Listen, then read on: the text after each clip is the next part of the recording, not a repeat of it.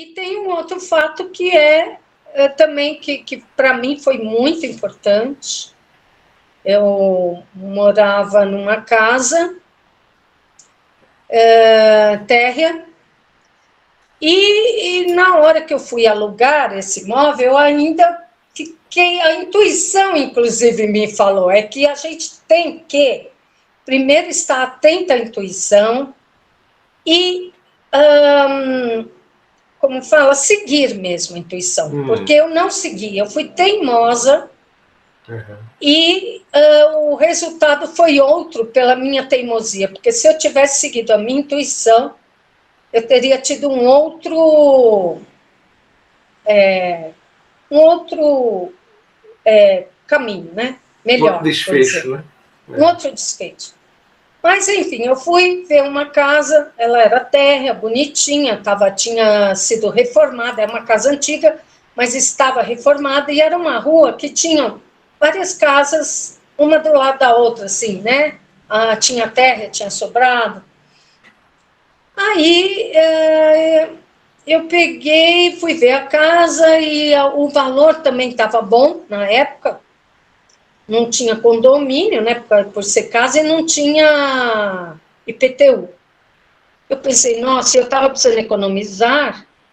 Eu falei, eu acho que eu vou aproveitar. Mas alguma coisa me falava, não fique aí, não more aí. Mas eu pensava, eu não via nada de anormal, porque eu falava, pô, a casa está bonitinha, o valor está ótimo, né? Eu não vi assim, eu não entendi na hora, mas se você começar a prestar atenção na sua intuição, por mais que na hora lhe pareça esquisita a mensagem, obedeça. É o que eu posso dizer, sabe? Então, depois também dessa experiência, toda vez que vem algo na minha mente, eu já desmarquei viagem, porque veio, não vá. E eu não sabia por quê, porque estava tudo combinado, estava tudo certo, só que eu desmarquei. No último instante eu desmarquei. Então, assim, eu já fiz coisas, porque eu agora sigo muito a minha intuição, né? Mas, enfim, aí eu fui teimosa, fechei o negócio, falei, pelo menos, eu pensei, eu fico pelo menos uns meses, na época eu fiz, eu acho que de 1 ano. Eu pensei, se depois de 1 ano eu quiser sair, eu saio. Mas 1 ano ia ser muito longo. Eu tive que sair muito antes, sabe, daquela casa. Aí eu fiquei morando lá, estava tudo normal. Só que aí eu reparei que nos finais de semana era ponto de droga, traficante. Ali na rua? E na rua, e bem no trecho das casas ali, próximo, ficava olheiro, que eu nem sabia o que era olheiro na época. Eu só pensava, pô, o que esse cara fica fazendo aí, né, encostado no muro, olhando aí o movimento? Eu falei, o cara pensei, né, vai procurar um emprego, né? Mas, enfim, ele não fazia nada, eu não entendia nada. Aí, Niki, eles começaram a ver que eu estava sempre sozinha, que eu morava sozinha. Eles pensaram, essa daí é presa fácil, né? Aí, um dia eu cheguei do trabalho, esse tal de olheiro estava no meu portão, encostado no meu portão. E eu achei estranho, né, que eu tinha que abrir o meu portão. Eu falei licença, né? Ele falou assim, não, só se a senhora pagar. Aí comecei a rir, que eu falei, não, é brincadeira, né, meu? Como? Pagar? Aí eu falei, como assim? Ele falou assim, é pedágio, moça. Você tem que pagar para entrar na sua casa, porque a gente domina aqui. E sabe que eu fui entendendo, né, que o lance, né, era outro e tal. Mas eu nunca dei, porque eu falei, não, é desaforo. Só que eu fui também muito... Porque eu pensei, se eu começar a dar qualquer R$10, ele vai começar a pedir mais. Vai extorquir você, né? Né? E se eu não der, aí não der nada, então assim, eu não vou dar nenhum. E eu falava que eu não tinha mesmo como pagar.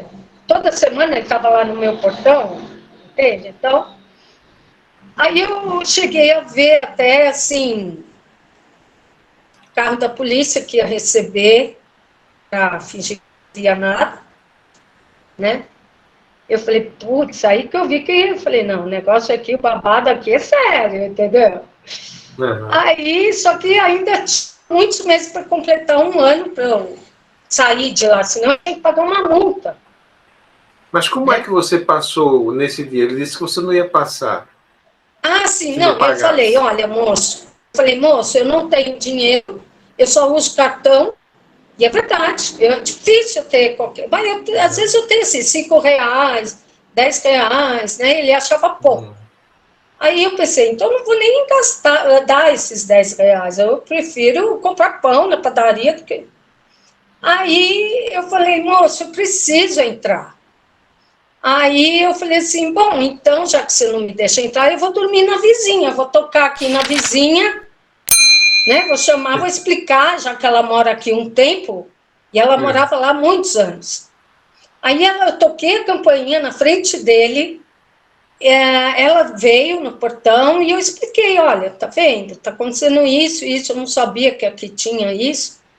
Ela olhou para ele, até falou o nome dele, falou assim, ô rapaz, fulano, eu te vi pequenininho, você vai agora desobedecer aqui, ela falou o nome dela, como quem diz, eu te conheço. Aí ele pegou, olhou feio, não sei o que, tal, e saiu. Uhum. Mas ele pensou, só que eu não sabia que ia ter consequência isso, né? Porque eu enfrentei ele. Imagina a máfia da cocaína, do traficante. Bom. Aí eles começaram a planejar algo para mim. E eu não sabia. Aí eu fiquei tranquila, porque um mês todo, tranquila, né? Ficava em casa, ele não estava mais lá no meu portão.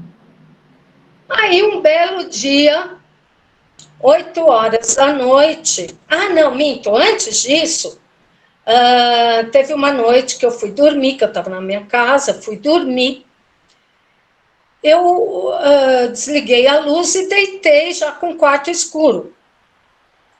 Aí eu deitei e eu senti um cheiro muito forte de jasmim. Mas é muito forte. Eu ainda pensei, nossa, que perfume de jasmim. E eu lembro que eu estava já deitada, e aí sabe quando você está deitada e você só levanta um pouco a cabeça, sim, para ver se você sente da onde vem. E era do lado da minha cama o cheiro de jasmim, muito forte. E eu falei no escuro, eu falei em voz alta, nossa, mas está muito forte esse cheiro de jasmim. Aí eu falei assim para mim mesmo, falei, é Jesus que está aqui.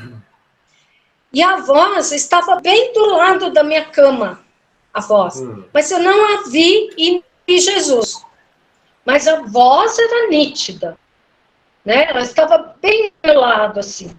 Aí eu lembro que foi uma sensação muito interessante. No escuro, eu me vi fora de mim, quer dizer, parece que eu saí do meu corpo, mas eu continuei me vendo, olhando o meu rosto, só o meu rosto.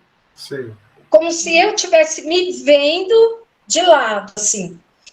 E eu vi uma coisa que marcou muito, que eu vi meus olhos brilharem. Sabe, que de você imaginar Jesus do seu lado. Nossa, aquilo para mim foi o auge do auge. Eu lembro que meus olhos brilharam. E eu me vendo, né? Aí eu falei assim, nossa, mas quanta honra! E eu falei assim mesmo, bem forte. Mas que honra receber Jesus na minha casa. Mas eu não estava entendendo por quê. Aí, quando eu falei isso, eu senti um empurrão como se fosse uma mão, mas eu não sentia a mão. Eu sentia a energia de algo me empurrar, porque como eu estava com a cabeça levantada, me empurrou para eu deitar a cabeça no travesseiro. Mas foi empurrado mesmo, assim. Quando a minha cabeça deitou no travesseiro, eu dormi num sono muito profundo, na mesma hora. Mas foi um sono que eu muito tempo eu não tinha.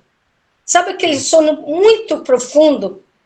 E eu fui até o dia seguinte, direto, como se eu tivesse mesmo desmaiado, vai. Quando você está tão cansada que você vai dormir e desmaia, né? Foi essa sensação.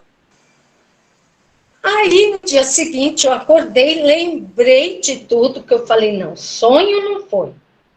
Porque eu estava acordada, não tinha dormido ainda, eu escutei a voz, eu senti o cheiro. Só que aí, eu levantei para tomar café, né? Mas aí eu comecei a conversar com Jesus. Falei, já que ele veio aqui, ele vai me escutar, né? Uhum. Aí eu comecei a conversar, então, Jesus, eu te agradeço mais uma vez, né? Mas eu queria saber o porquê da visita, a honra. E quando eu falei que honra, eu não estava debochando, porque como eu fui empurrada, na época eu senti, será que ele achou que eu estivesse debochando, de falar, nossa, que honra, mas eu estava tão maravilhada, que eu falei até com muita ênfase, assim, sabe? E comecei a pedir perdão para Jesus, falar, Jesus, se o senhor achou que foi um deboche, não foi, né? Eu comecei a conversar com ele, pedir desculpas e agradecer, e eu queria saber o porquê da visita, porque eu não achava merecedora de uma visita assim tão ilustre, né, para mim. Uhum. E nada de eu ouvir, nada dele. Aí eu falei, Jesus, faça eu sonhar para eu entender qual foi o significado. Não sonhava. Aí, no terceiro dia, e todo dia eu conversava com Jesus, que eu pensei, quem sabe eu ainda escute a voz, né, dele. Aí no terceiro dia que eu estava conversando com ele, também não ouvi nada, não sonhei, tá. Quando chegou no terceiro dia, 8 horas da noite, eu nunca me esqueço o horário, eu estava vendo TV, e eram assim, em volta de 8 horas, o que acontece? Acaba a luz. Aí eu pensei, nossa, será que foi só na minha casa, né? Aí eu olhei assim na janela para ver se só foi em casa, se a casa da frente tinha luz. Tá? A rua toda apagada, um breu. Apagou em todas as casas, apagou. Aí eu pensei, então é a Eletropaulo, eu vou ter que esperar. Mas não, sabe o que aconteceu? Aquele que eu não quis dar o dinheiro para ele, eles armaram de chamar um pessoal de uma favela bem grande aqui de São Paulo, que era amigo deles, para fazer um arrastão na minha casa, porque eles queriam, o alvo era eu. Eles queriam me pegar. Ou eles iam me estuprar, ou eles iriam me matar. Alguma coisa ia ser feita comigo de vingança. Porque eu não tinha dado dinheiro. Mas já tinha até esquecido esse fato. Mas não tinha, eu não entendi que fosse ligação. Na hora eu não entendi nada que estava acontecendo. Para mim tinha acabado a luz. Aí, depois de uns minutos, eu escuto o portão, né, da minha casa abrir, assim, porque era um portão não muito alto, e se abria normal, eu não estava, né? Uhum. Escutei abrir, quando abria, fazia aquele barulhinho. Aí eu falei, ué, quem será? Aí eu vi pela janela, assim, mas não, eu vi pela cortina, uns 4, 5 homens no meu quintal, andando no meu quintal. Aí eu falei, aí eu comecei a pedir, Jesus me salva, porque eu falei assalto, né? Mas não tinha ainda percebido que era a turma lá, né? Só que eles tentaram entrar também nas outras casas. Teve uma casa que eles entraram mesmo, roubaram computador, TV, roubaram algumas coisas. Na minha casa não tinha muita coisa. Tinha, né, computador na época não tinha, tinha TV só, telefone. Não, minto, nem telefone eu tinha, porque naquela época não tinha celular ainda. Eu tinha só TV, algumas coisas assim, nada muito. Bom, mas eles não queriam coisas, eles queriam me pegar, talvez por um sequestro, ou me matar, ou. Bom. Aí eu comecei a rezar, mas eu rezava, que eu falava, agora é tudo ou nada. Ou eu entro na minha fé mesmo, ou eu vou ser pega. Por quê? Eles subiram no telhado, eu escutava a gente andando no telhado, que eles tentaram entrar pela... Porque tinha no teto, tinha a casa antiga, sabe aquela coisa que abre? Sim. Mas, graças a Deus, a proprietária tinha feito posto cimento ali, para realmente não servir de passagem pelo telhado. Sim. E eles tentaram entrar por ali e não conseguiram, porque era cimento e tal. Porque eu vi barulho, tanto é que depois deu para ver as telhas todas fora do lugar ali. Aí eles tentaram, chutava a minha porta, e a sorte que a porta da entrada tinha 2 trincos, sabe aquele trinco antigo de rosquear? Sim. Que tem um ferro assim que entra, né? Uma Aquilo trave, me salvou também. Aquilo, não aquela trave comprida de fazenda. Era um rosquear assim, Sim. que tinha um ferro que entrava para proteger a porta, né? Mas não era um ferro longo. Então, assim, se eles insistissem em derrubar, eles, uma hora, conseguia derrubar a porta. Eu sei que eles conseguiram entrar nessa outra casa da vizinha, lá não a vizinha que conhecia ele, a outra, roubaram coisas. No meu quintal, eles roubaram só o gás, o botijão de gás, que inclusive estava menos que a metade, porque eu acho que eles tentaram fazer, sabe o que? Eles iam explodir o botijão de gás para abrir minha porta. Sim. Porque eles queriam me pegar de qualquer maneira. Aí que eu entendi por que a visita de Jesus na minha casa. Você entende? Porque aquilo foi um livramento. Foi um dia antes, foi? Não, esse foi no 3º dia depois que Jesus... Certo. Né? Mas ele não falava qual era o teor da visita, mas ele foi lá, com certeza, me proteger espiritualmente, e porque aquilo foi um livramento, porque era para eu estar morta.